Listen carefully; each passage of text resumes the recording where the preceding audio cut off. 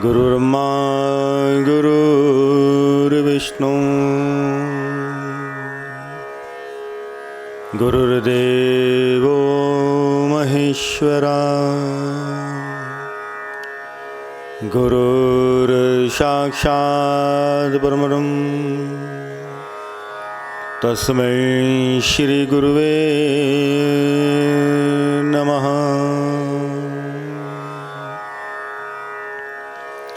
हे कृष्ण करुणा सिंधु दीनबंधु जगतपते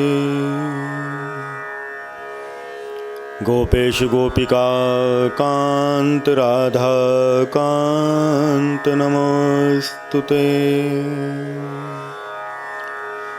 तप्त कांचन गौरांगी राधे वृंदावनेश्वरी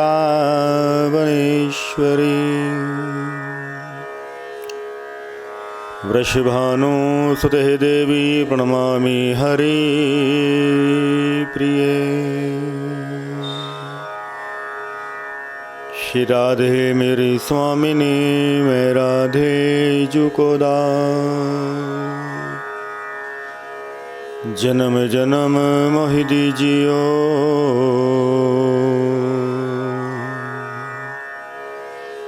श्री वृंदावन को वास। जय जय श्री राधा रमन जय जय नवल किशोर जय गोपी चित चोर प्रभु जय जय माखन चोर। वरहापीडम नटप्रभु कर्ण्यो कर्णिकारम् बिभ्रद्वासः कनकपिशं वैजयन्तीं च मालाम् रन्ध्रानवेनोरदरसूदिहा पूरयन् गोपवृन्दे वृन्दारण्यं स्वपदरमणं प्राविशद् गीतिकीर्ति। नारायणं नमस्कृतं नरं चैव नरोत्तमं देवीं सरस्वती व्यासं ततो जयमुदीरये।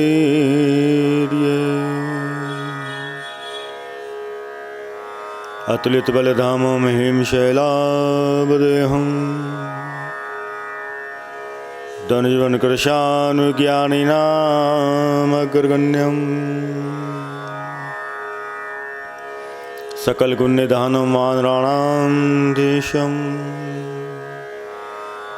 रघुपतिप्रियभक्तं वातुजातं नमामि।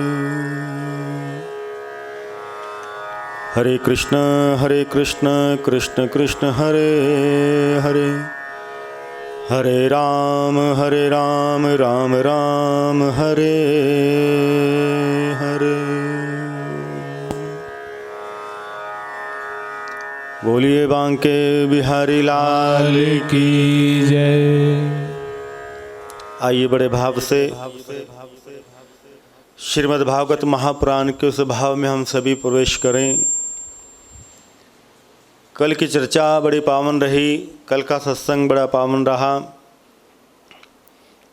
आराधना चैनल के माध्यम से बड़े भाव से हम इस कठिन समय लॉकडाउन में भी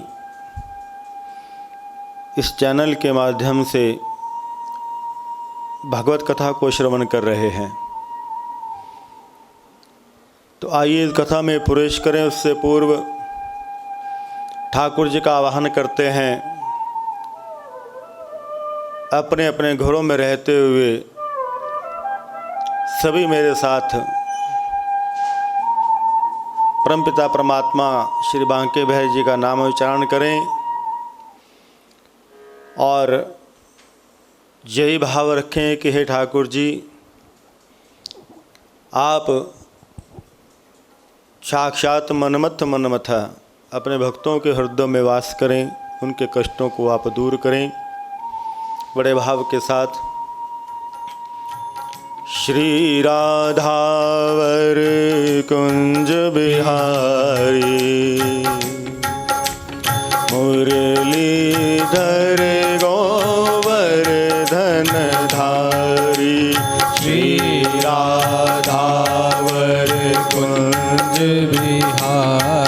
गाइए। मुरलीधर गोवर्धन धारी श्री राधावर कुंज बिहारी मुरलीधर गोवर्धन धारी श्री राधावर कुंज बिहारी मुरलीधर गोवर्धन धारी श्री राधावर कुंज बिहारी मुरलीधर गोवर्धन धारी श्री राधावर कुंज बिहारी मुरलीधर गोवर्धन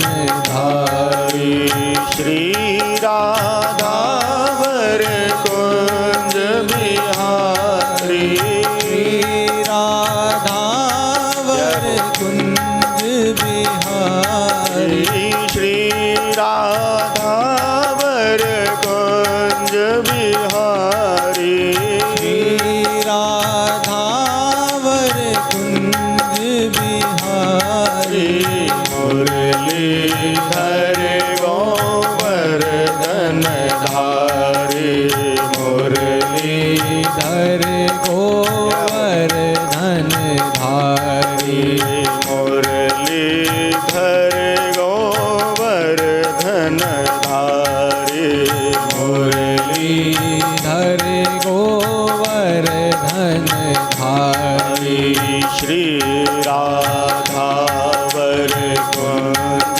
बिहारी मुरलीधर गोवर्धन धारी श्री राधावर कुंज बिहारी मुरलीधर गोवर्धन धारी श्री राधावर कुंज बिहारी राधावर कुंज बिहारी श्री राधावर कुंज बिहारी राधावर कुंज बिहारी मुरलीधर गोवर्धन धारी मुरलीधर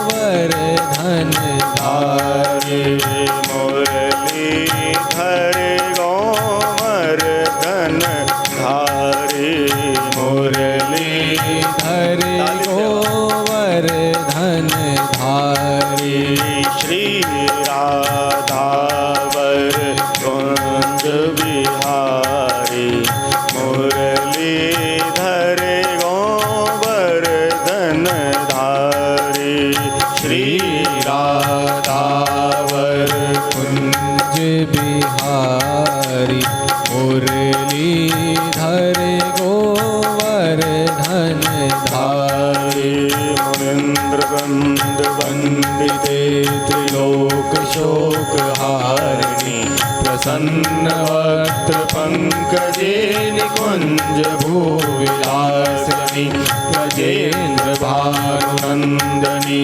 वजेन्द्र सूनु संगते कदा करिष्यसि मां कृपा कटाक्ष भाजनम कदा करिष्यसि मां कृपा कटाक्ष भाजनम श्री राधावर कुंज बिहारी श्री राधावर कुंज बिहारी श्री राधावर कुंज बिहारी श्री राधावर कुंज बिहारी मुरलीधर गोवर्धन धारी मुरलीधर गोवर्धन धारी मुरलीधर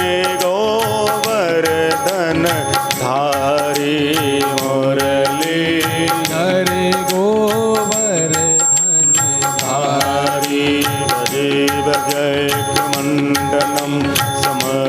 पाप खंडनम सभक्त चित्तरंजनम सदैव नंदनंदनम सुपीच गुच्छ मस्तकम सुनाद वेणुहस्तकम अनंगरंग सागरम नमामि कृष्णनागरम अनंगरंग सागरम नमामि कृष्णनागरम श्री राधावर कुंज बिहारी राधावर कुंज बिहारी मुरलीधर गोवर्धन धारी मुरलीधर गोवर्धन धारी मुरलीधर गोवर्धन धारी मुरलीधर गोवर्धन धारी मुरलीधर गोवर्धन धारी मुरलीधर गोवर्धन धारी।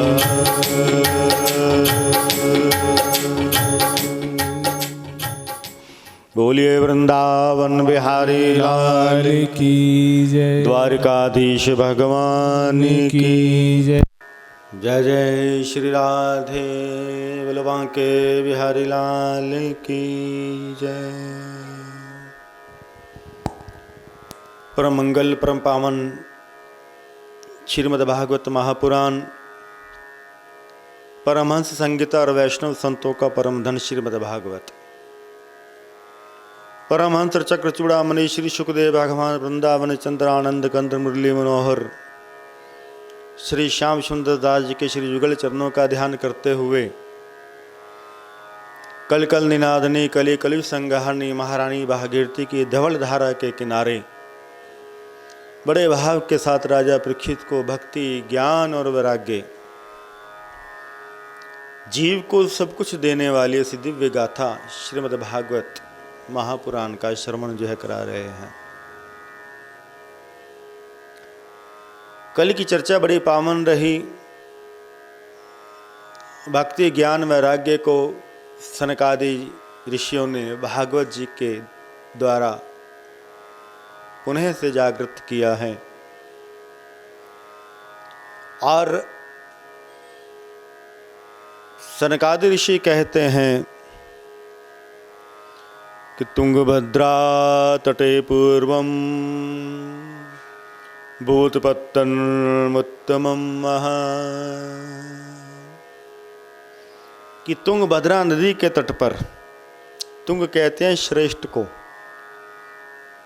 और भद्रा कहते हैं कल्याण को, उसके तट पर एक ब्राह्मण रहता था आत्मदेव, सर्ववेद विशारदः, सभी वेदों का ज्ञान रखता था वह ब्राह्मण। घर में सब कुछ था लेकिन संतान नहीं थी। घर में गायें भी बंधी हुई थी, गाय को भी कभी कोई बच्चा नहीं हुआ। घर में तुलसी का पौधा लगाते हैं आत्मदेव, लेकिन बार बार वो सूख जाता है। एक दिन बैठे बैठे मन में बड़ा रोष पैदा हुआ कि मेरा वंश चलाने के लिए घर में कोई पुत्र नहीं, काश कम से कम एक पुत्र तो होता जो मेरे मरने के बाद मेरा वंश चलाता। वैराग्य प्राप्त हुआ हृदय में, बोले ये जीवन बेकार है।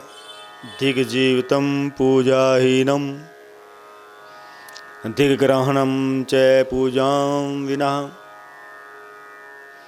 दिग्धनम चानपतत्सस्यः दिग्कुलम संतति विना। धिक्कार ऐसे जीवन को, ऐसे मन में भाव लेकर के आत्महत्या करने के लिए आत्मदेव जी एक नदी के किनारे गए हैं, रोने लगे।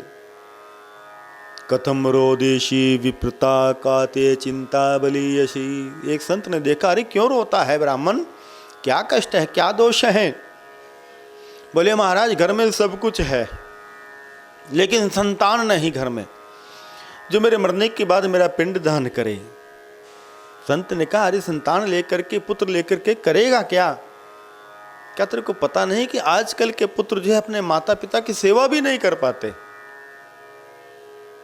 माता या पिता के मृत्यु के पश्चात जल्दी जल्दी सब कुछ निमट जाए, बस ऐसा भाव रखते हैं।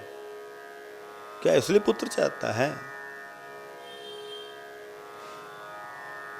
धनहीन कहे धनवान सुखी, धनवान कहे सुख राजा को भारी।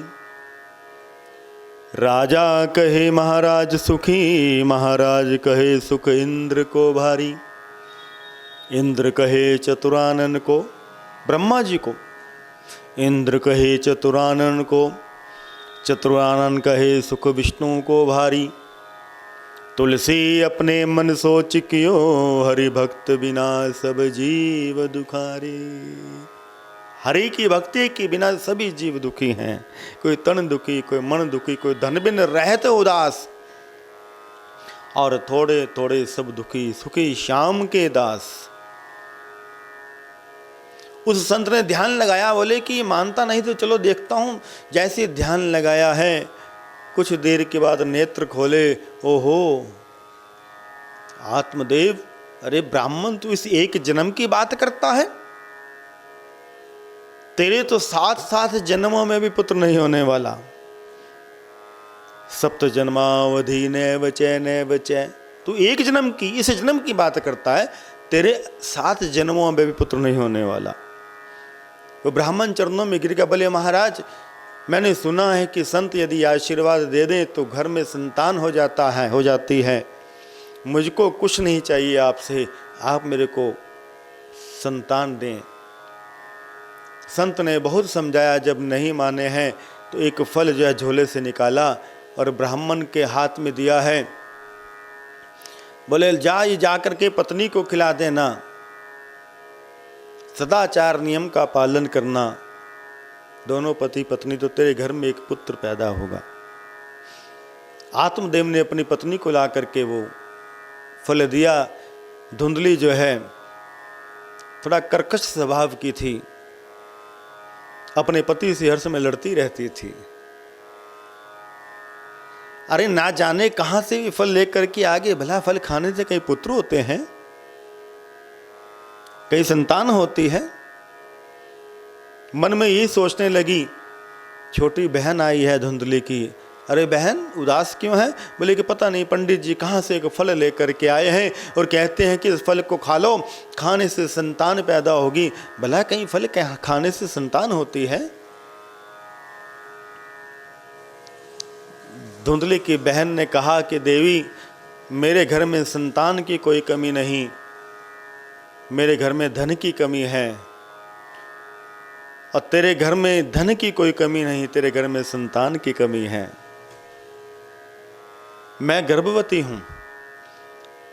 बोले कि मेरे जो बालक होगा वो तेरे को मैं दे दूंगी, तुम कहना पंडित जी को कि घर में बालक ने जन्म लिया है और उसके बदले में थोड़ा सा मेरे को तू धन दे देना, जिससे मेरा भरण पोषण हो सके।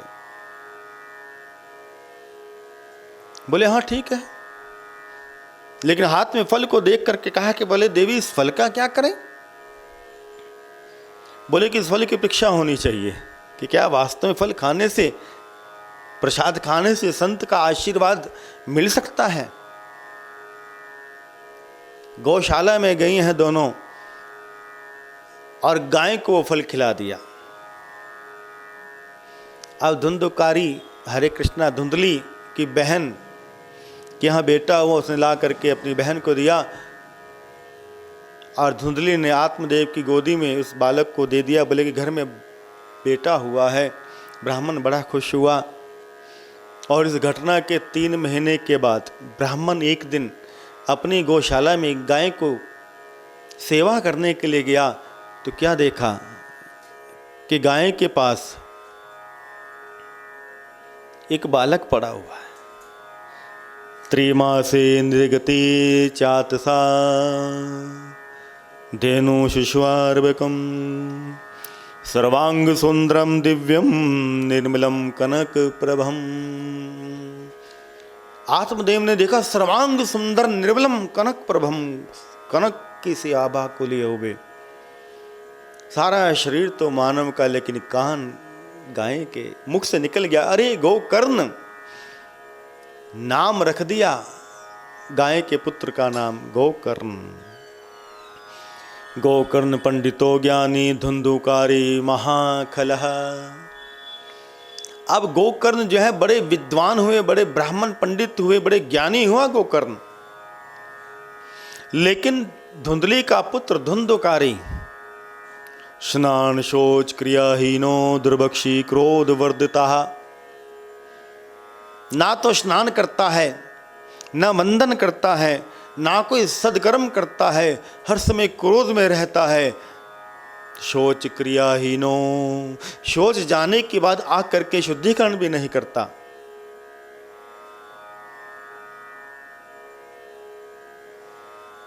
जब आत्मदेव ने देखा कि मेरा पुत्र धुंधुकारी बड़ा पापी हुआ है, तो बड़ा दुखी हुए हैं। गोकर्ण जी ने अपने पिता को ज्ञान दिया। भागवत में गोकर्ण गीता आती है। गोकर्ण जी अपने पिता को कहते हैं कि देहस्ते मासुरे मतिम त्यज्य त्वं जाया सुतादिषु सदा ममतां विमंच पश्यानिशं जगदिदं क्षणभंगनिष्ठं विरागे रागरसको भवभक्ति निष्ठः। गोकर्ण जी पिता को कहते हैं, पिताजी धर्म का पालन करिए, साधु पुरुषों की सेवा करिए और दूसरों के गुण दोषों पर ध्यान ना दें और भगवान की कथाओं का रसास्वादन करें। आप जिस हाड़ मांस के शरीर से प्रेम करते हैं पिताजी, वो शरीर तो छूटने वाला है। 5 तत्वों से ये शरीर बना हुआ है पिताजी, पृथ्वी जल तेज वायु आकाश। ये पंचायती धर्मशाला है। तीर्थ में गए, वृंदावन में गए और दर्शन किए, 1 दिन रहे, 2 दिन रहे, और जब वहाँ से वापस आने लगे इस पंचायती धर्मशाला से, तो चाबी जो है मैनेजर को दे करके आए। पिताजी ये शरीर भी एक पंचायती धर्मशाला है, ये शरीर भी छोड़ना है।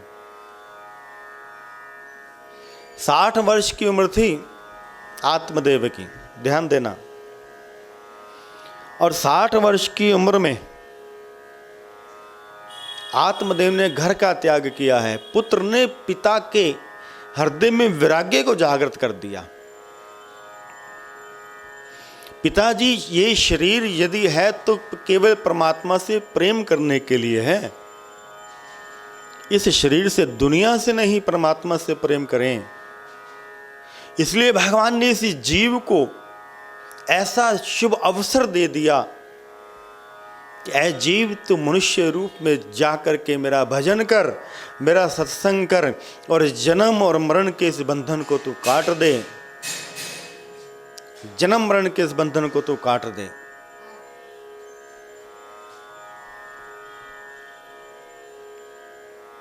किसी संत की शरण में चले जाओ पिताजी।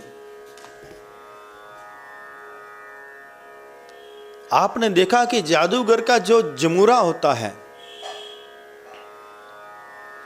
वो ये सब जानता है कि जादूगर जो खेल दिखा रहा है वो खेल झूठा है, लेकिन फिर भी वो जमूरा जो है जादूगर के साथ बना रहता है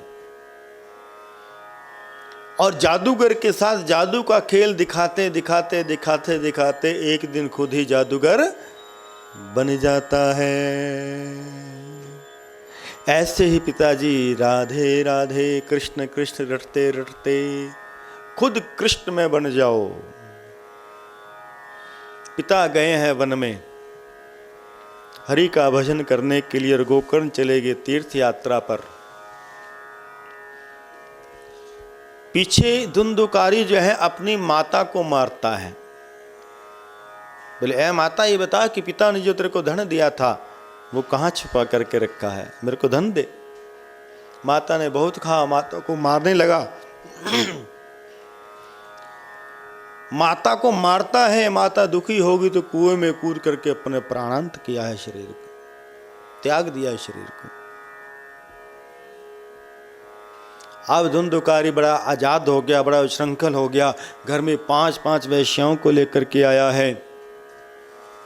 और 5-5 वेश्याओं को जब लेकर के आया, अनाचार करने लगा। एक दिन राजा के यहाँ 9 लखा हार चुरा करके आया और वेश्याओं को दिया। वेश्याओं ने देखा, अरे ये तो रानी का 9 लखा हार है, सैनिक अभी आएंगे ढूंढते ढूंढते और इसके साथ हमें भी पकड़ करके ले जाएंगे। रात्रि के समय मदिरा पिलाई है धुंधुकारी को,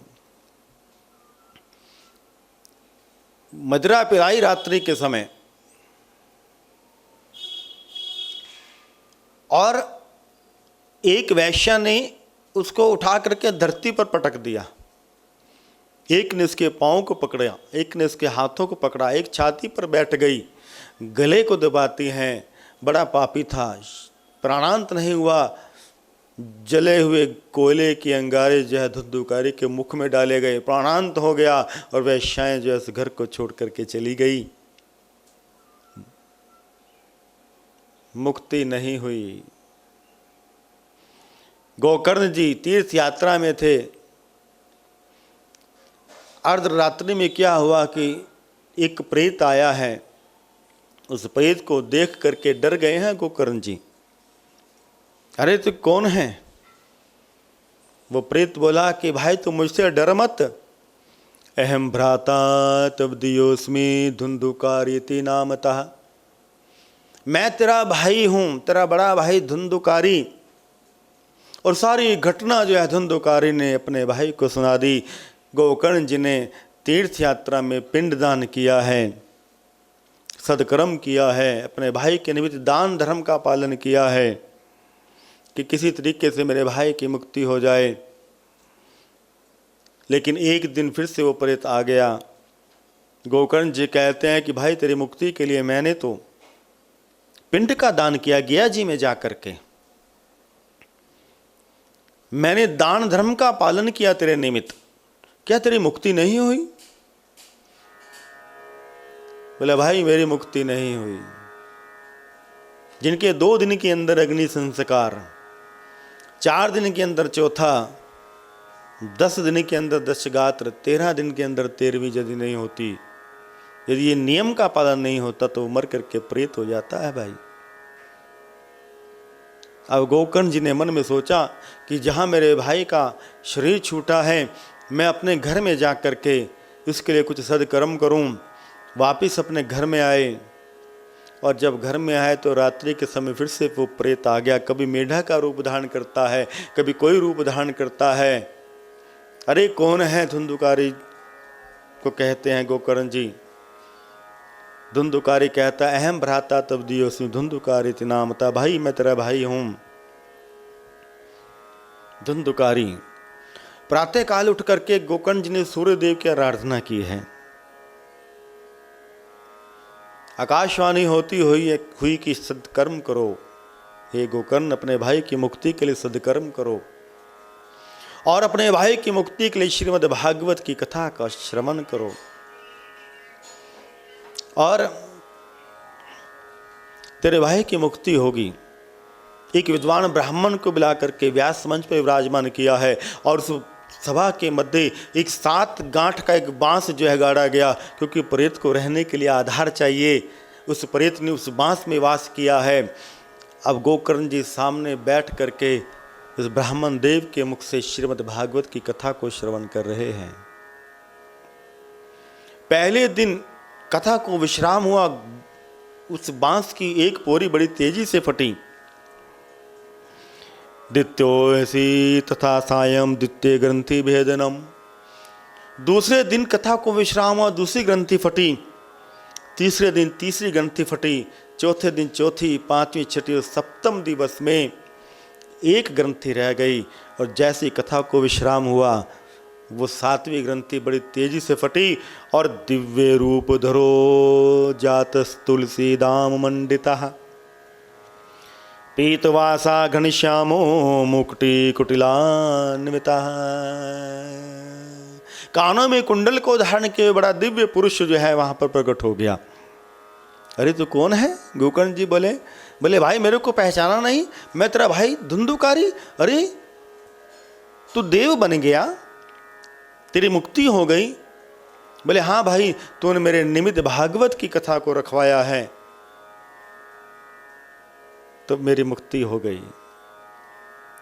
विचार करिए कि भागवत कथा जीतों का उद्धार तो करती करती है, मर्तों का भी उद्धार कर देती है। ऐसी दिव्य कथा जो शरीर को छोड़ करके चले गए,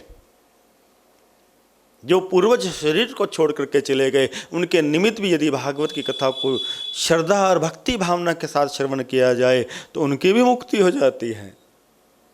ये प्रमाण है श्रीमद् भागवत के मध्य धुंधुकारी की कथा इस बात का प्रमाण देती है।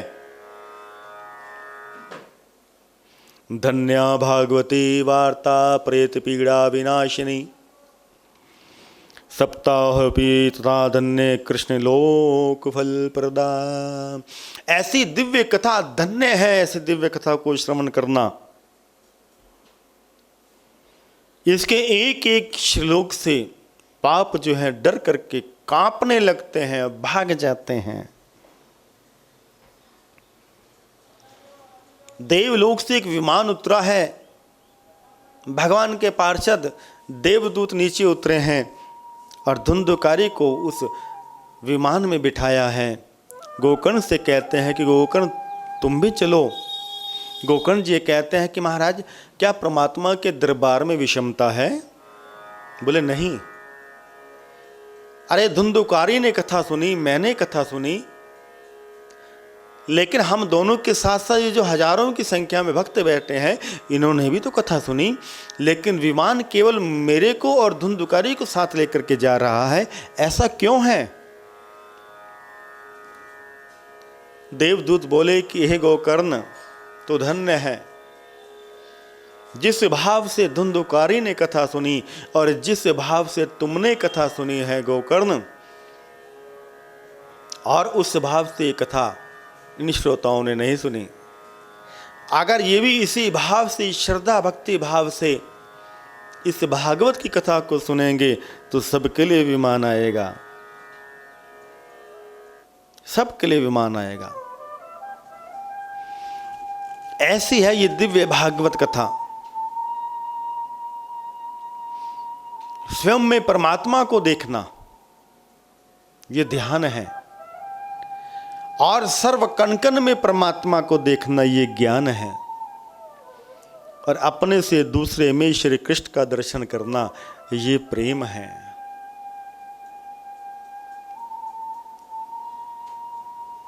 श्रावण मास में दोबारा से कथा का आयोजन किया गया। पहले आषाढ़ के महीने में, फिर गोकर्ण जी श्रावण के महीने में कथा करवाते हैं। बड़े भाव से सभी कथा को श्रवण करते हैं। विमान आता है और सबको अपने साथ गोलोक धाम में लेकर के चला जाता है। ऐसी दिव्य कथा है। ये एकमात्र कथा ऐसी है कि वक्ता भी भगवान का रूप है, श्रोता भी भगवान का रूप है, और रचयिता भी भगवान का रूप है। व्यास जी महाराज 24 अवतार में भगवान का अवतार माना जाता है। व्यास जी का भगवान के अवतार हैं। वेद लिख दिए, भागवत लिख, भगवान के अवतार हैं। श्री शुकदेव भगवान वक्ता हैं, व्यास हैं, साक्षात भगवान के अवतार हैं शुकदेव भगवान। और श्रोता राजा परीक्षित, बोले वो भी भगवान का रूप है। बोले महाराज व्यास जी तो भगवान के अवतार हैं, शुकदेव भी भगवान के अवतार हैं, लेकिन राजा परीक्षित भगवान का स्वरूप कैसे हो गया?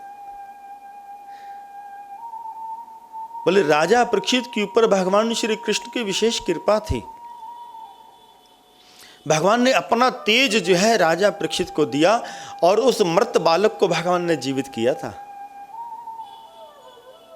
मृत बालक को हम लोग इस बात को ऐसे समझें, एक 100 ग्राम सोने का डला हो, हम उस डले के छोटे छोटे कई टुकड़े कर देते हैं, वजन में तो फर्क पड़ेगा, लेकिन वो कितने कैरेट का है उसमें कोई फर्क नहीं पड़ेगा। यदि 22 या 24 कैरेट का है तो छोटा सा टुकड़ा भी 22 कैरेट का माना जाएगा। वजन में तो फर्क पड़ गया, लेकिन विधता में फर्क नहीं पड़ा, क्वालिटी में फर्क नहीं पड़ा। बोले ऐसे ही भगवान का तेज समसिद्ध होने से राजा परीक्षित भी भगवान का रूप है। ऐसी दिव्य कथा। भक्तों 6 अध्याय तक श्रीमद् भागवत के महात्म की कथा आती है। श्रीमद् भागवता क्यों प्रत्यक्ष कृष्ण एव ही, ये साक्षात भगवान श्री कृष्ण का वांगमय स्वरूप है। और आपको पता है कि इस कथा को सुनता कौन है? जिसको प्यास लगी है वही सुनता है। प्यासा जो है इस कथा को पीता है, अवश्य सुनता है।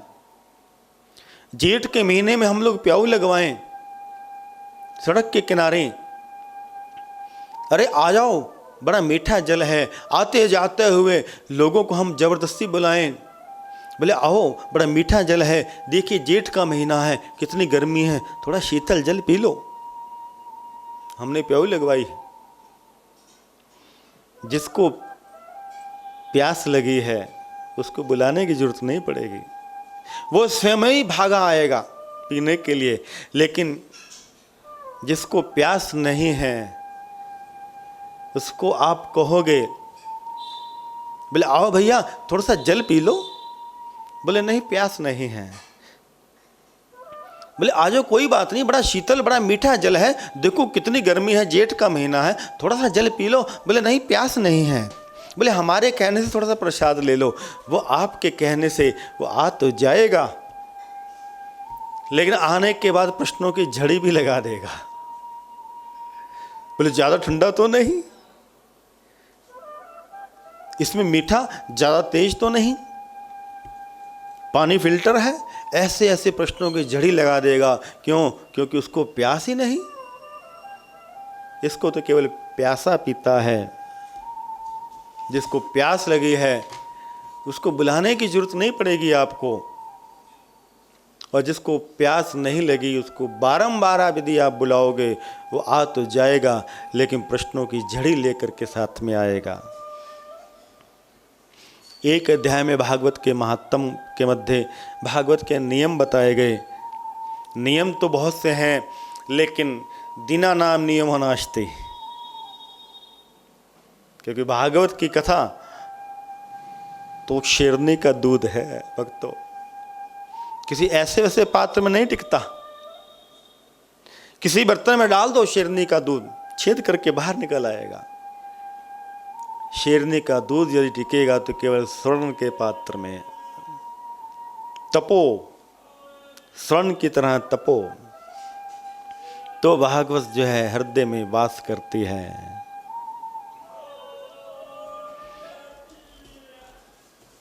भागवत जी के प्रथम स्कंद में हम लोग प्रवेश करें।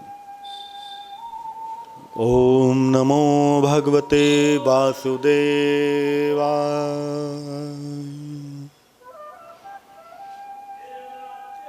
सुखदेव भगवान कहते हैं कि जन्मादस्य यतो न्यादिरता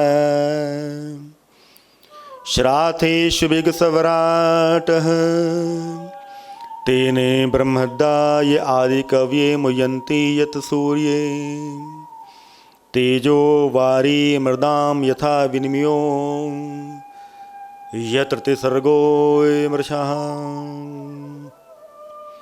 धाम्ना स्वीं सदा निष्कुकं सत्यं परं धीमहि सत्यं परं धीमहि। ये मूल भागवत का पहला श्लोक। जन्मादस्य सुखदेव भगवान कहते हैं कि जन्म से यात्रा प्रारंभ हो गई, हमने जन्म लिया तो यात्रा प्रारंभ हो गई। और ये यात्रा तब तक चलती है जब तक ये यात्रा उस परम पिता परमात्मा तक पहुंच नहीं जाती। जब तक ये जीव उस परमात्मा तक पहुंच नहीं जाता, ये बार बार जन्म लेता है राजन। एक बार नहीं, हजारों बार जन्म लेता है। कभी श्वान बना, कभी शूकर बना, कभी कुकर बना, कभी जलचर बना, कभी थलचर, कभी नभचर। लेकिन यदि वो उस परम तक पहुंच जाता है तो जन्म और मरण के बंधन से छूट जाता है राजन।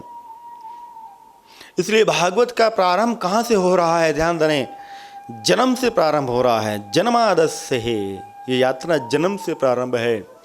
और अंत कहां पर हो रहा है? बोले परम। भागवत के प्रथम स्कंद का प्रथम अध्याय का पहला श्लोक जन्मादस्य है से प्रारंभ है। और अंतिम श्लोक जो है, नाम संकीर्तन यस्य सर्व पाप प्रणाशनम प्रणामो दुक्षमनस्तम नमामि हरिम परम। 12वें स्कंद के अंतिम अध्याय का अंतिम श्लोक, नमामिम हरिम परम। जन्म से ये यात्रा शुरू हुई, उस परम तक पहुंचेगी तो जाकर के इस जीव को विश्राम मिलेगा। पहला श्लोक जो है भागवत के मध्य, ये गायत्री मंत्र का भाष्य है, क्योंकि इस श्लोक का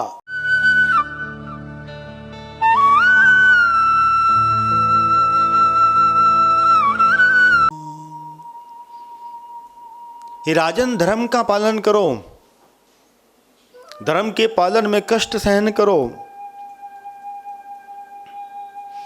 और गोविंद से प्रेम करो बिना कामना के। हृदय में कामना नहीं होनी चाहिए। कृष्ण से प्रेम करें, बिना कामना के प्रेम करें। हे गोविंद, हम तो आपकी प्रसन्नता के लिए आपका नाम, आपका जप, आपका भजन करते हैं। कामना नहीं होनी चाहिए। आपको पता है कि भजन में, जप में मांग जो है जब हम करते हैं तो मांग हमारे लिए कितनी खतरनाक हो जाती है। अरे गोविंद तो अपने भक्तों को सब कुछ दे देते हैं, वो सब जानते हैं किसको क्या चाहिए, भगवान अपने आप देते हैं। हमने विचार किया कि हमने खीर बनानी है, चूल्हे के ऊपर पतीला रखा है, भक्त जो है दूध लेकर के आ गया। ध्यान देना, ये कामना क्या करती है जीवन में।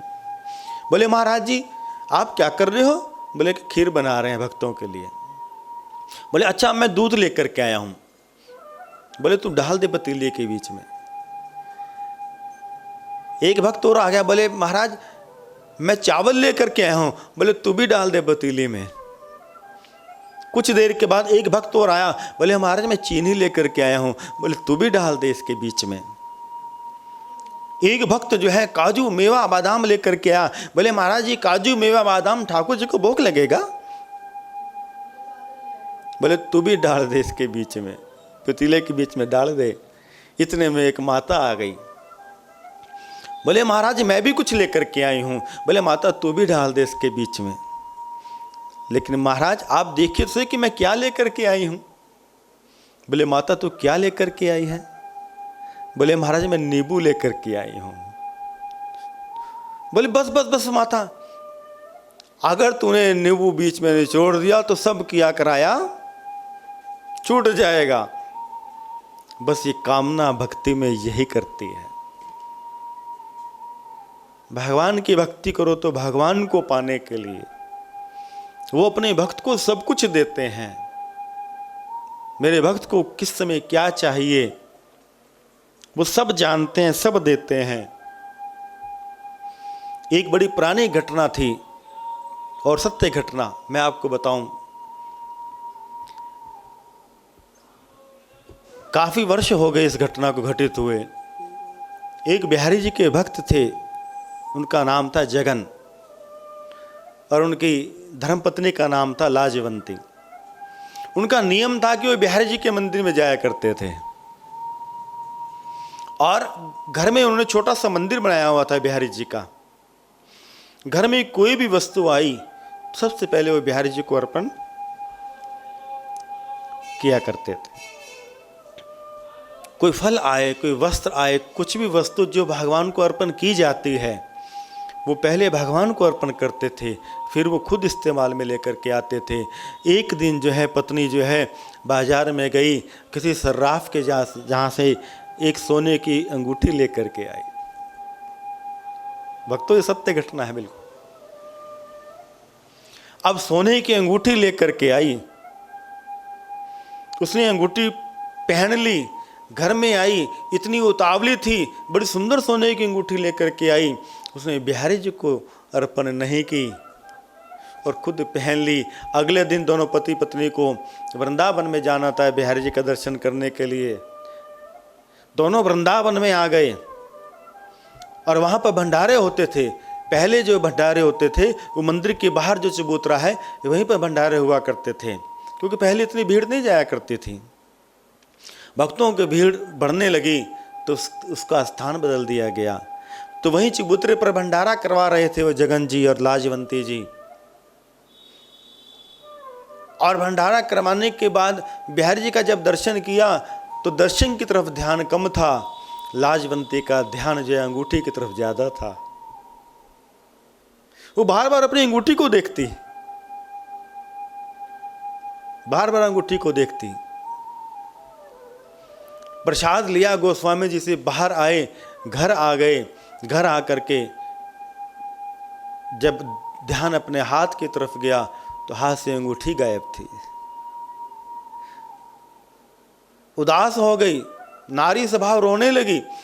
बोले इतनी सुंदर मैं अंगूठी सोने के स्वर्ण के लेकर के आई। फिर मन में भाव आ गया, बोले हे बिहारी जी, हम हर वस्तु आपको अर्पण किया करते थे, तब अपने इस्तेमाल के लिए लेकर के आते थे। मैं अंगूठी लेकर के आई, मैंने आपको अर्पण नहीं की और ये अंगूठी मैंने स्वयं पहन ली और वृंदावन में चली गई, भंडारा किया और मंदिर में भी आपकी तरफ ध्यान कम था और अंगूठी की तरफ ध्यान ज़्यादा था। रोने लगी वो देवी। पति ने कहा देवी कोई बात नहीं, जैसी बिहारी जी की इच्छा। वही घर में मंदिर बना हुआ था छोटा सा, उसमें फूल रखे हुए थे। दोनों पति पत्नी जो है उस मंदिर में जब उन्होंने वंदन किया, प्रणाम किया और जब उन फूलों को हटाया तो फूलों के नीचे वो अंगूठी रखे। भक्त जो है वो भगवान को बहुत प्रिय है। गीता जी में कृष्ण कहते हैं अहम भक्त पराधीना, मैं अपने भक्तों के वश में रहता हूं, मैं अपने भक्तों के वश में रहता हूं।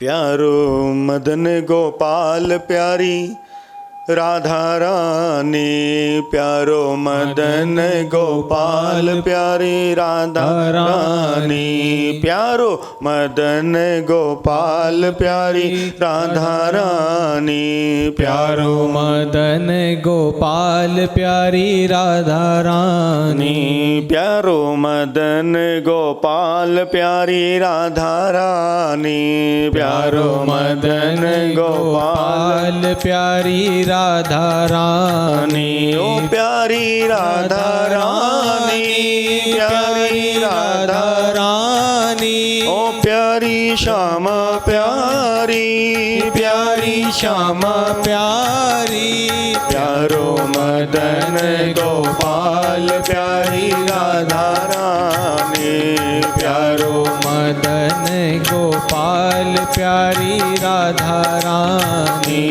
प्यारो मदन गोपाल प्यारी राधा रानी, प्यारो मदन गोपाल प्यारी राधा रानी, ओ प्यारी राधा रानी, प्यारी राधा रानी, ओ प्यारी श्यामा प्यारी, प्यारी श्यामा प्यारी, ओ प्यारी राधा रानी, ओ प्यारी राधा रानी, ओ प्यारी श्यामा प्यारी, प्यारी श्यामा प्यारी, प्यारो मदन गोपाल प्यारी राधा रानी, प्यारो मदन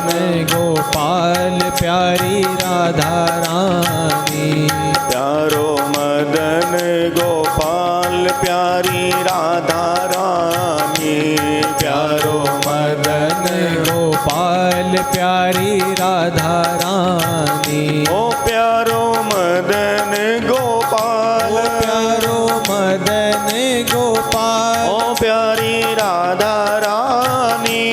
प्यारी राधा रानी। ओ प्यारो मदन गोपाल, प्यारो मदन गोपाल, ओ प्यारी राधा रानी।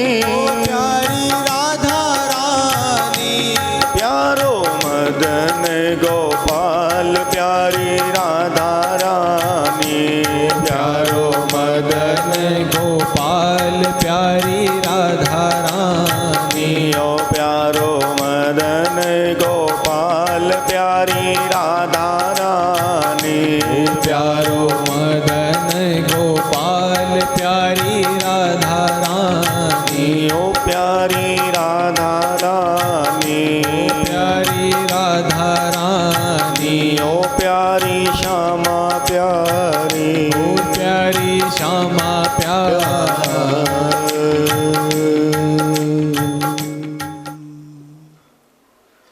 हे राजन, धर्म का पालन करो और धर्म के पालन में कोई भी कामना ना हो। बिना कामना के प्रेम करो प्रभु से। निगम कल्पतरोर्गलितम फलम सुखमुखात् मृतद्रव्य संयुतम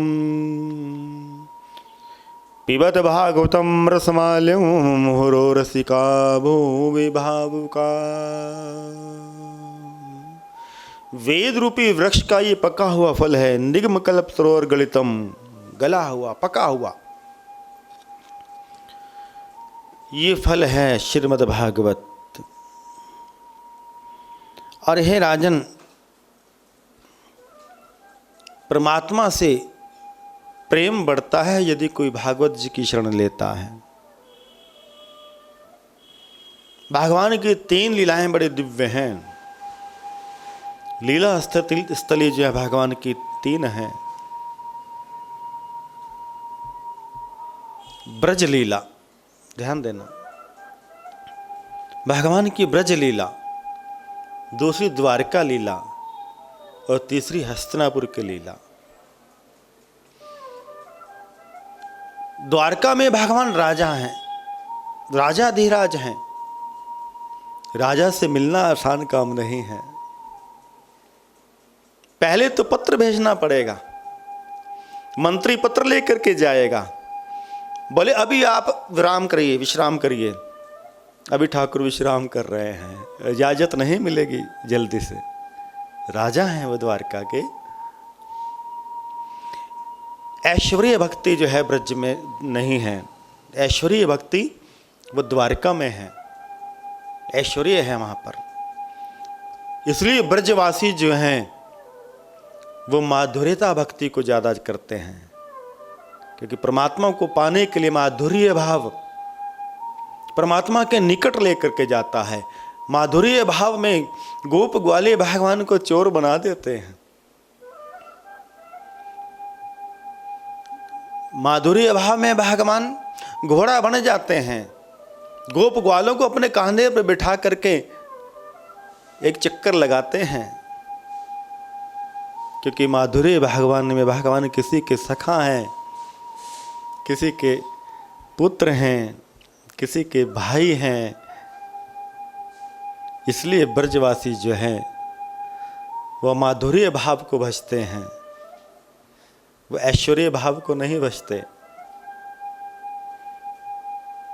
कहा था एक बार गोप ग्वालों ने कि हमको भी दिखाओ वैकुंठ कैसा है, ध्यान देना। और भगवान ने उनको वैकुंठ दिखाया। और वैकुंठ पे गोप ग्वाले जा रहे थे तो वहां के सैनिकों ने पकड़ लिया। बोले कहाँ जा रहे हो? बोले कि ठाकुर का दर्शन करने के लिए।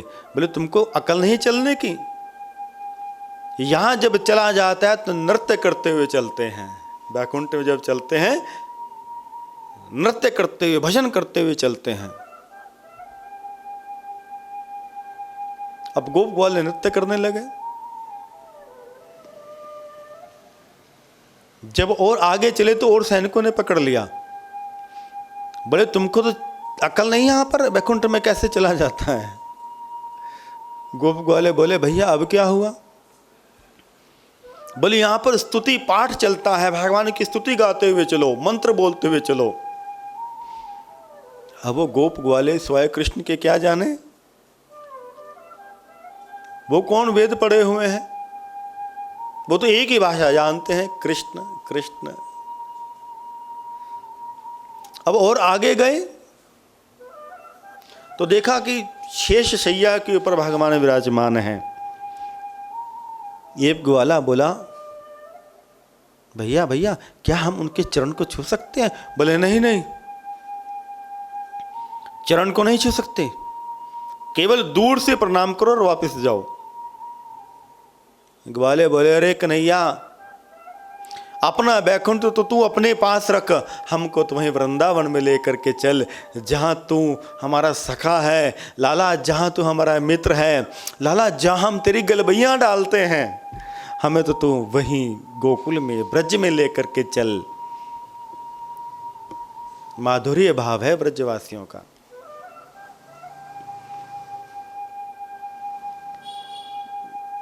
तीन श्लोक आते हैं भागवत के प्रथम स्कंद में। ये बीज मंत्र हैं, बीज से ही वृक्ष बनता है और वृक्ष जो है फल भी देता है। पहला श्लोक व्यास जी का, जन्मादस्य है, ये पहला श्लोक व्यास जी का।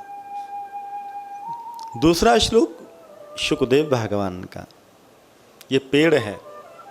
पहला श्लोक बीज है, दूसरा श्लोक पेड़ है, और तीसरा श्लोक निगम कल्पतरोर गलितम फलम, ये उस वृक्ष का पका हुआ फल है। ये सूत जी महाराज जी नैमिषारण्य तीर्थ में 88,000 शौनक आदि ऋषियों को भागवत का श्रवण कराते हैं। सूत जी से शौनक आदि ऋषियों ने पहले स्कंद में 6 प्रश्न किए हैं, ध्यान देना। पहला प्रश्न किया है कि मानव का कल्याण कैसे हो। दूसरा प्रश्न किया है कि परम तत्व क्या है। तीसरा प्रश्न किया है कि सूतम जानासि भद्रम ते यमुनाया सटम शुचि। सूतम जानासि भद्रम ते भगवान सात्वताम पति देवक्या वसुदेवस्य जातो यस्य चिकीर्ष्या। देवकी और वसुदेव के घर में भगवान अवतार क्यों लेते हैं, ये तीसरा प्रश्न किया है। चौथा प्रश्न किया है कि भगवान के कितने अवतार हुए। पांचवा प्रश्न किया है कि भगवान श्री कृष्ण ने कौन कौन सी लीलाएं की। और छठा प्रश्न किया है कि ब्रूहि योगेश्वरे कृष्णे ब्रह्मणे धर्मवर्मणि स्वाम काष्ठा मधुनोपेतो धर्म कम शरणम गता। छठा प्रश्न किया है कि भगवान श्री कृष्ण जब अपने गोलोक धाम में चले गए तो ये धर्म जो है ये किसकी शरण में गया। ये छठा प्रश्न किया है कि धर्म किसकी शरण में गया। 3 श्लोकों से व्यास जी ने मंगलाचरण किया है, ध्यान देना। यम पर्यंत मनुपेतम पेतकृत्यं द्वैपायनो विरह कातराजुहाव पुत्रेति तन्मता तर्वो बेने दुस्तम सर्वभूतर्जम मुनिमानतोस्मे।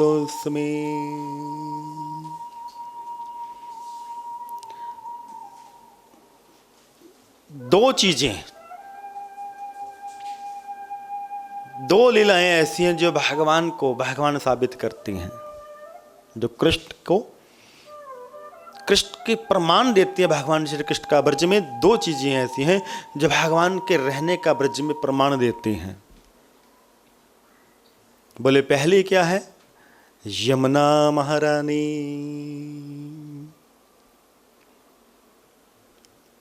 आज भी यमुना महारानी वही है जो द्वापर के समय थी, लेकिन जमुना जो है सिकुड़ करके थोड़ी छोटी हो गई। पहले यही जमुना जो है निधिवन तक बहती थी, निधिवन तक, जो भगवान की भगवत्ता को साबित करती है वो है यमुना महारानी। और दूसरी गोवर्धन। भगवान ने ब्रज में वृंदावन में लीलाएं की। संतों ने महात्माओं ने बताया कि यहाँ भगवान ने माखन चोर की लीला की, यहाँ भगवान की अमुक लीला हुई, यहाँ भगवान की अमुक लीला हुई। वहीं पर भक्तों ने मंदिर बना दिया। संतों ने कहा, गुरुओं ने कहा, बोले वहीं पर मंदिर बना दिया। मंदिर बने और टूटे, युग बदला तो मंदिर टूट गए, लेकिन गोवर्धन आज भी युग बदलने के बाद भी आज भी अधिक रूप में खड़ा है। ये भगवान को रहने का, ये भगवान की भगवत्ता का प्रमाण देती हैं ये ब्रज में दो वस्तुएं, यमुना महारानी और गिरिराज गोवर्धन। नख पर धार लियो गिरिराज, नाम गिरिधारी पायो। आगे आप कथा में सुनो कि भगवान के जैसे जैसे कर्म वैसे वैसे भगवान का नाम पड़ता चला गया। नारायणं नमस्कृत्यं नरं चैव नरोत्तमं देवीं सरस्वती व्यासं ततो जयमुदीरये। ये बड़े दिव्य श्लोक हैं भागवत के, बड़े दिव्य श्लोक। ये मोती हैं ये भागवत के। और जीव जब इनको सुनता है, श्रवण करता है,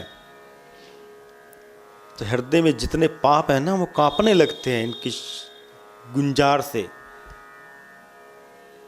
इन श्लोकों की गुंजार से ये पाप जो है कांपने लगते हैं, भागते हैं बाहर,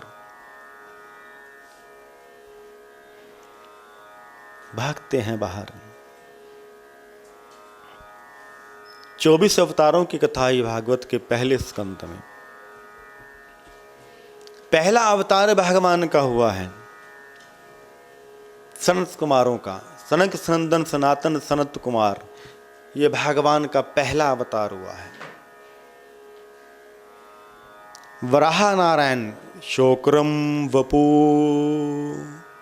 भगवान शुकर बन गए। वराह कहते हैं शुकर को।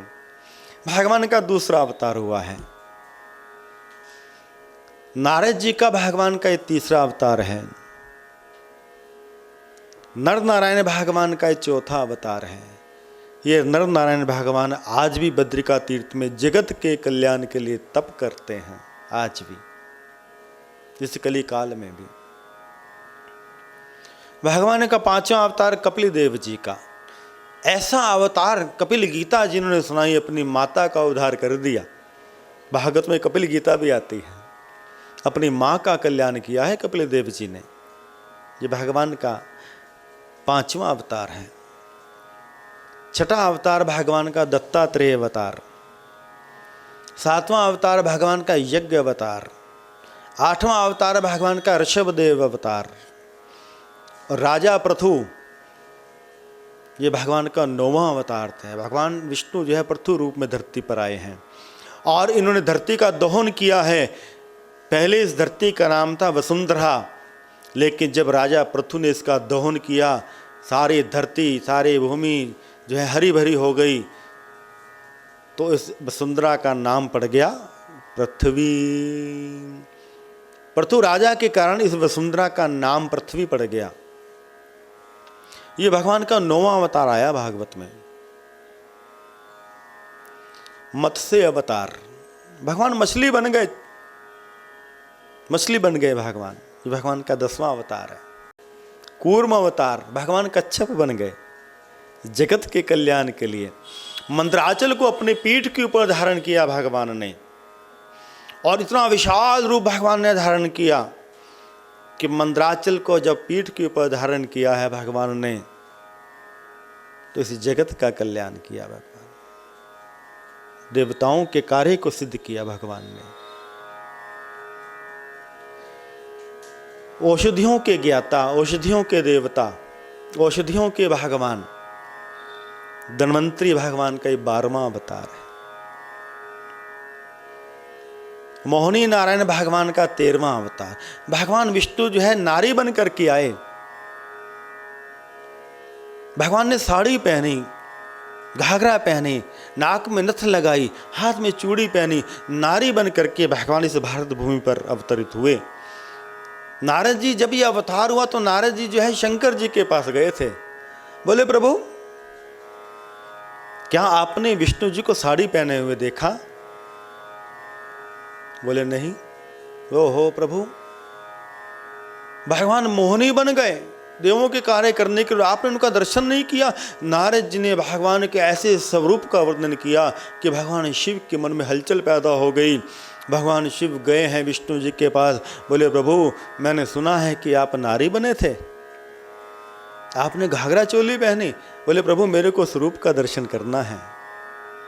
विष्णु जी बोले कि प्रभु अब तो वो रूप बीत गया मेरा, अब वो दोबारा नहीं आ सकता। बोले प्रभु मेरे को उस रूप का दर्शन अवश्य करना है। विष्णु जी बोले प्रभु आप उस रूप को सह नहीं पाओगे। शिव बोले कोई बात नहीं प्रभु, लेकिन मेरे को अपने स्वरूप का दर्शन कराइए।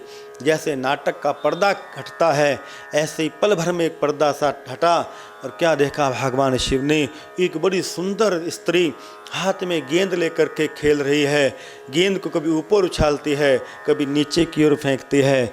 दूर से शिव देख रहे थे। इतनी सुंदर स्त्री, इतनी सुंदर नारी शिव ने कभी नहीं देखी।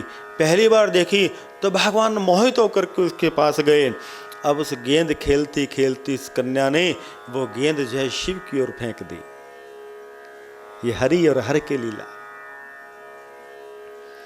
गेंद जो है उस नारी ने शिव के ऊपर फेंकी, शिव ने वो गेंद नारी के ऊपर फेंक दी। अब दोनों हरि और हर जो है उस गेंद से खेलने लगे। इसी भारत भूमि के ऊपर दक्षिण भारत में लीला घटित हुई। आज भी वो स्थान है। दोनों गेंद से खेल रहे हैं। गेंद खेलते खेलते वो नारी गेंद को ऊपर उछालती है, शिव पकड़ते हैं। शिव ऊपर उछालते हैं, वो नारी पकड़ती है। भगवान इतने सम्मोहित हो गए शिव कि उन्होंने उस नारी को जैसी आलिंगन किया है अपने हृदय से, एकदम से भगवान का एक स्वरूप बन गया। भगवान आधे रूप में तो पुरुष है और आधे रूप में नारी बन गई। ये हरि और हर की लीला हमारी दिव्य भारत भूमि के ऊपर घटित हुई है। मोहिनी नारायण भगवान का अवतार हुआ। 13वां अवतार। भगवान के 24 अवतारों में 14वां अवतार हुआ नरसिंह भगवान का। एक ऐसा अवतार भगवान का, क्रोध से भरा हुआ अवतार हुआ भगवान का। अपने भक्त की पुकार पर भगवान एक खंबे को फाड़ करके प्रकट हो गए। एक ऐसा स्वरूप, ना तो पशु है, ना पक्षी है, ना नर है, केवल भक्त के कारण। और 12 महीनों में नहीं 13वें महीने में भगवान ने अवतार लिया, नरसिंह अवतार। आपको पता है कि नरसिंह अवतार कहाँ पर हुआ? भारत भूमि पर हुआ।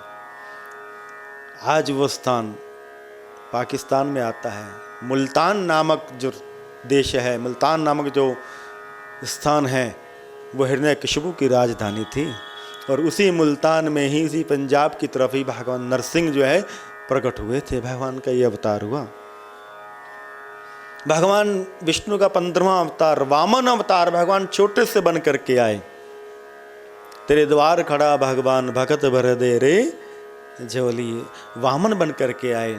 रहीमन वो नर मर चुके जो कछु मांगन जात। मैं अगर मांगू तुझे तुम कुछ न देना फिर भी मुझे, वरना आशिक नहीं मजदूर कहलाऊंगा। हम थोड़ी सी भक्ति करते हैं और भगवान के आगे एक लंबी सी लिस्ट रख देते हैं। भगवान मेरे को ये भी चाहिए, मेरे को ये भी चाहिए, मेरे को कोठी भी चाहिए, मेरे को बंगला भी चाहिए, मेरे को कार भी चाहिए। भगवान बोले कि तू भक्ति करने के लिए आया है या तू मजदूरी करता है? तूने मेरे आगे दीपक जलाया तो उसके बदले में तू ये सब कुछ मेरे से चाहता है? रहीमन वो नर मर चुके, रहीमदास जी कहते हैं, जो कछु मांगन जात। मैं अगर मांगू तुझे तुम कुछ न देना फिर भी मुझे,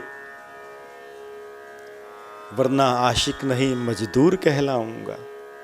फिर मजदूर में और मुझ में क्या फर्क रह जाएगा?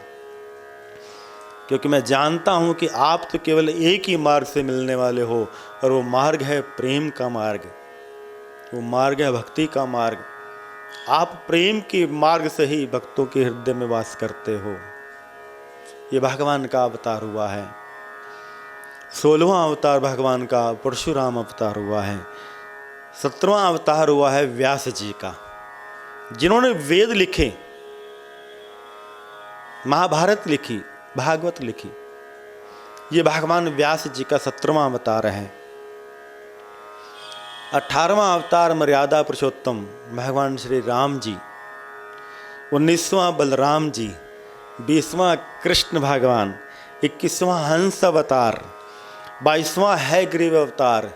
23वां बुद्ध अवतार और 24वां कल्कि अवतार। इस कलयुग के अंत में भगवान नीले रंग के घोड़े के ऊपर हाथ में खड्ग लेकर के विराजमान प्रकट होंगे, और इस कली काल का अंत होगा। सृष्टि दोबारा से प्रकट होगी। कलयुग के जाने के बाद दोबारा से धरती के ऊपर सतयुग का पदार्पण होगा। 4,32,000 वर्ष तक कलयुग जो इस धरती पर वास करता है। 8,64,000 वर्ष तक द्वापर वास करता है इस धरती के ऊपर, और द्वापर से दुगना त्रेता, और त्रेता से दुगना सतयुग। ये काल की गणना है, और काल की गणना में जैसे जैसे काल की आयु बढ़ती है, वैसे वैसे उस काल में जन्म लेने वालों की आयु भी लंबी होती है। कलयुग की आयु बड़ी छोटी, चारों कालों में सबसे छोटी 4,32,000 वर्ष, और 8,64,000 वर्ष द्वापर भगवान कृष्ण धरती पर थे। इसलिए कलयुग की आयु भी धीरे धीरे जैसे कलयुग बढ़ता जाएगा, आयु शनै शनै शनै शनै घटती चली जाएगी। ये भगवान के 24 अवतारों की कथा जो है भागवत के मध्य में आई है। श्री सुखदेव भगवान कहते हैं कि हे राजन,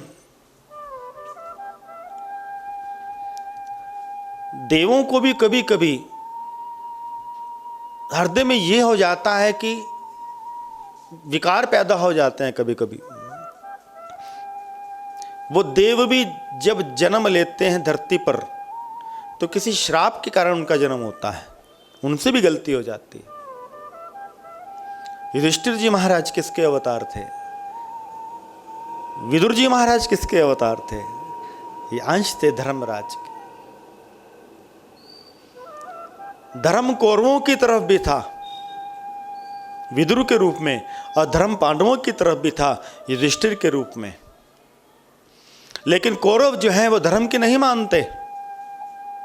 विदुर जी ने बहुत समझाया, धर्म ने बहुत समझाया, लेकिन दुशासन आदि, दुर्योधन आदि ने नहीं मानी, धर्म के नहीं मानी, तो धर्म ने कौरवों का त्याग कर दिया। जब महाभारत का युद्ध हुआ तो विदुर जी ने युद्ध नहीं किया, छोड़ करके वन में चले गए भगवान की भक्ति करने के लिए। और दूसरी तरफ पांडव पक्ष में भी धर्म था, लेकिन वह धर्म युधिष्ठिर के रूप में था। और पांडव पक्ष में जो धर्म कहता है वही सभी पांडव करते हैं। युधिष्ठिर जो कह देते थे भगवान भी वही करते थे। इसलिए विजय किसकी हुई? धर्म की हुई। और जब हम लोग धर्म की राह पर चलेंगे तो हम भी भगवान की दृष्टि में छा जाएंगे, हमारे ऊपर भी भगवान की दृष्टि पड़ेगी। और हमारे ऊपर यदि भगवान की दृष्टि पड़ गई तो जीवन में कभी हार नहीं हो सकती, हर क्षेत्र में विजय होगी, ये निश्चित है। और इसका प्रमाण है ये महाभारत का युद्ध। जय श्री राधे। प्रमाण है इसका महाभारत का युद्ध। दुर्योधन गया भगवान से मदद लेने के लिए और श्री की तरफ जाकर के बैठ गया। अर्जुन गए मदद लेने के लिए तो चरणों में जाकर के खड़े हो गए, बोले भगवान निद्रा में हैं। भगवान जब उठे तो भगवान की दृष्टि सबसे पहले अर्जुन पर पड़ी। अर्जुन ने प्रणाम किया कृष्ण के चरणों में। दुर्योधन ने बोला प्रभु मैं अर्जुन से पहले आया हूं। भगवान बोले तू आया होगा पहले, लेकिन मेरी नजर अर्जुन पर पड़ी पहले। ये तो नजर का ही एक तो खेल है सारा, ये दुर्योधन नजर का ही तो खेल है। ये सब नजर का खेल है और मेरी दृष्टि पहले अर्जुन पर पड़ी, तो अर्जुन को मांगने का अधिकार है। तो अर्जुन ने भगवान को मांगा। भगवान ने कहा कि मैं हथियार नहीं उठाऊंगा। अर्जुन ने कहा प्रभु मुझको नहीं चाहिए, मुझको केवल आप चाहिए, केवल आप चाहिए मेरे को। तो महाभारत में आया कि विजय यदि हुई तो धर्म की विजय हुई। धर्मो रक्षति रक्षतः, हम लोग धर्म का पालन करेंगे, धर्म हमारी रक्षा करेगा, ये निश्चित है। सीता ये जानती थी कि ये जो साधु का वेश बना करके आया है कपटी, ये कोई राक्षस है, वरना भला कोई ये कहता है मांगने वाला कि तू घर से बाहर निकल करके भिक्षा दे। सीता समझ गई ये कोई कपटी है, लेकिन द्वार पर मांगने वाला कोई भिखारी दोनों हाथ फैला करके खड़ा है कि हे माता मुझको भिक्षाम दे, मुझको भिक्षा दे। सीता ने गृहस्थ धर्म का पालन किया, अपना हरण कराना स्वीकार कर लिया, लेकिन मांगने वाले को खाली हाथ नहीं लौटाया। ये सदग्रंथ हमको एक एक लीला का चिंतन देते हैं। वहां पर सीता ने धर्म का पालन किया कि कोई मांगने आया है उसको कुछ ना कुछ दे दो, नहीं दे सकते तो अपमान मत करो, केवल हाथ जोड़ दो। सीता ने धर्म का पालन किया। और वही सीता जब रावण हरण करके अपने लंका में लेकर के गया तो अशोक वृक्ष के नीचे बैठी हुई सीता का रक्षण, सीता का पालन जो है उसी धर्म ने किया था। जब रावण आता तो एक तिनका उठा लेती थी सीता। बोले यार रावण, यदि तू एक कदम भी आगे बढ़ेगा तो इसी तिनके से तेरे सिर के मैं 100 टुकड़े कर दूंगी। वहां धर्म ने सीता का रक्षण किया। धर्म का पालन करो, धर्म अवश्य आपकी पालना करेगा। यदि हम लोग धर्म को छोड़ देंगे तो धर्म भी हमको छोड़ देगा, ये निश्चित है। राम जी जानते थे कि ये सागर की इतनी औकात नहीं है, लेकिन फिर भी राम जी मर्यादा का पालन करते हैं, धर्म का पालन करते हैं। 3 दिन तक प्रतीक्षा की हम समुद्र से, सागर से। तो ये कहा कि सागर मुझको तनिक मार्ग दे दे ताकि मैं लंका पर चढ़ाई करके रावण को मार करके सीता को छुड़ा करके ले आऊं। लेकिन जब नहीं सुना सागर ने, तब राम जी को क्रोध आया था। बोले ऐ सागर, यदि तू मुझको मार्ग नहीं देगा तो तेरे मैं 100 टुकड़े कर दूंगा। तो सागर आकर के हाथ जोड़ करके खड़ा हो गया था भगवान के आगे। बोले प्रभु क्षमा करें, मैंने अपने धर्म का पालन किया है, आपने अपने धर्म का पालन किया। बोले प्रभु यदि मैं आपको मार्ग दे दूं तो आने वाले समय में कोई भी आकर के तप करके मुझको डरा करके इस मर्यादा को भंग कर सकता है। प्रभु वो मर्यादा तो आपने भाई प्रभु, मैंने तो आपकी राह पर मैं चला हूँ। तब सागर ने बताया कि यदि नल और नील के द्वारा उस सागर में पत्थर फेंके जाएंगे तो पत्थर पानी में तैरेंगे, डूबेंगे नहीं। धर्मो रक्षति रक्षतः, धर्म का पालन करो, निश्चित है कि धर्म तुम्हारी भी रक्षा करेगा। नारद जी के पूर्व जन्म की कथा आई। नारद जी जो हैं जब भ्रमण करते हुए व्यास जी के पास गए तो व्यास जी का मुख जो है कुमलाया हुआ था। तो नारद जी ने कहा कि व्यास जी आप, क्या बात है? तो व्यास जी ने कहा कि मैंने वेद लिखे, ग्रंथ लिखे, लेकिन मेरे मन को शांति नहीं मिली। तब 4 श्लोकों में उससे पूर्व नारद जी ने अपने पूर्व जन्म की कथा सुनाई कि मैं दासी पुत्र था, संतों की सेवा करता था, संतों की झूठी प्रसादी को मैं खाया करता था, तो उनकी झूठी प्रसादी खाने से पाप के परमाणु जल करके राख हुए, मेरे अंदर भक्ति भाव पैदा हुआ। जब जाने लगे तो मैं चरणों में गिरा, लेकिन संतों ने मुझको साथ ले जाने से मना कर दिया। बोले तेरी एक माता है तो अपनी माता की रक्षा कर। और हे व्यास जी, वो माता जो है एक बार गाय धोने के लिए गई, गौशाला में सर्प के ऊपर पैर पड़ा तो सर्प ने मेरी माता को दंश कर लिया, मेरी माता का प्राणांत हो गया। और उसी झोपड़ी के साथ मैंने अपनी माता का दाह कर्म किया और भगवान को पाने के लिए मैं निकल चला। संतों ने एक मंत्र दिया था, उस मंत्र को मैंने जपा। जब मैंने उस मंत्र को जपा तो मुझको भगवान का दीदार हुआ। भागवत के मध्य बड़ा दिव्य मंत्र आया है, ओम नमो भगवते तुभ्यं वासुदेवाय धीमहि प्रद्युम्नाय निरुद्धाय नमे संकर्षणाय च। नमो भगवते तुभ्यं वासुदेवाय धीमहि प्रद्युम्नाय निरुद्धाय नमे संकर्षणाय च। शरीर छूटा और फिर मुझको ब्रह्मा जी के पुत्र के रूप में मेरा जन्म हुआ। नारद जी अपने पूर्व जन्म की कथा भागवत में बताते हैं। और आगे श्री सुखदेव भगवान राजा परीक्षित को महाभारत के इस युद्ध स्थल की तरफ लेकर के जा रहे हैं, क्योंकि मैंने कल बताया कि भागवत का प्रारंभ जहां पर महाभारत समाप्त हुई वहीं महाभागवत जो प्रारंभ होती है।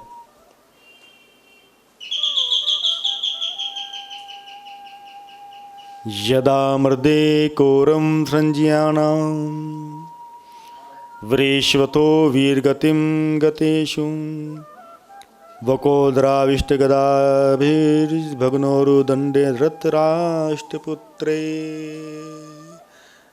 बोलो बांके बिहारी लाल की जय। इस भाव को कल की पावन चर्चा में हम लोग लेकर के चलेंगे। भागवत जी के मध्य प्रथम स्कंद में कौरव और पांडव को लेकर के भगवान श्री कृष्ण भीष्म पितामह के पास गए। इस गाथा का वर्णन बड़ा दिव्य श्री सुखदेव भगवान ने किया है और भीष्म की स्तुति का वर्णन बड़ा सुंदर भागवत के प्रथम स्कंद में आया है। कल हम लोग उस स्तुति को भी श्रवण करेंगे और बड़े भाव से भागवत में प्रवेश करेंगे।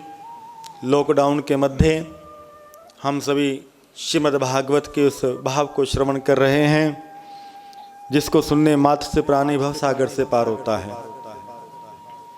एक श्लोक या आधा श्लोक भी यदि कानों में पड़ जाए तो वो भी उस जीव की दिशा को बदल देता है, परमात्मा से उसका मिलन करा देता है। हम सभी आराधना चैनल के माध्यम से इस कथा को श्रवण कर रहे हैं। धन्य के पात्र हैं ये परिवार और हमारे परम प्रिय श्री पंकज जी और श्री मनीष जी, दोनों भाइयों के द्वारा ये प्रयास किया गया कि इस लॉकडाउन में भी भगवत चर्चा जो है होनी चाहिए। तो इस भाव को लेकर के हम सभी चल रहे हैं, साधुवाद के पात्र हैं। आइए हम सभी आरती करेंगे बड़े भाव के साथ।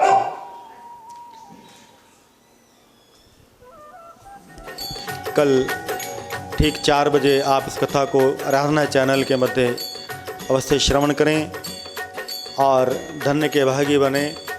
संपूर्ण भागवत जो है आपको सुनाने का प्रयास मेरा रहेगा। ठीक 4 बजे आज शाम को आराधना चैनल के मध्य आप लोग इस कथा को श्रवण करें, सुने और धन्य के भागी बने। श्री बांके बिहारी तेरी आरती गाऊं, श्री बांके बिहारी तेरी आरती गाऊं, श्याम सुंदर तेरी आरती गाऊं, श्याम सुंदर तेरी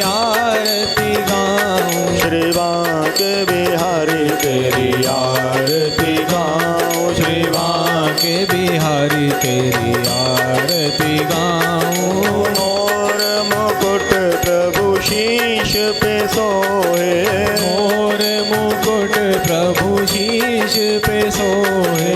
प्यारी वंदे मेरो मन मोहे, प्यारी वंशी मेरो मन मोहे।